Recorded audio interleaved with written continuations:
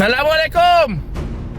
Oi, 3 kali aku dah reject wasabi kau. Indai kau wasabi aku balik. Untuk apa? Engkau siapa? Siapa engkau? Jangan cabar aku. Jangan sekali kau cabar aku. Sebelum kau ajak aku naik atas ring, itu ring aku dah naik dulu pada. Sebelum engkau ajak aku dah sangka, dalam sangka pun aku dah pernah pada. Kau DM rumah aku. Kau DM Sayang, jangan lupa yang wasabi semalam tu penganjur kucing sayang.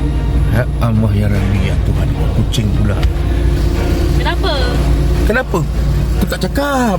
Penganjur kucing. Kau kena cakap. Bukan dia menggatal pun. Video dah nak siap. Aku dah nak post ni. Ni kali ni bagi tak cakap dengan sayang dulu.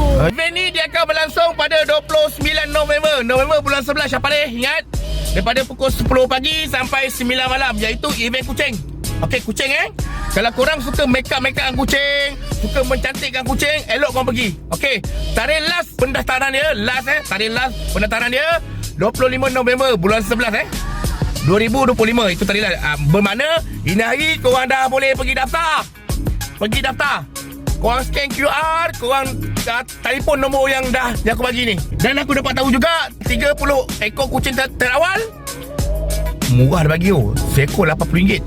Kalau tidak, harga normal.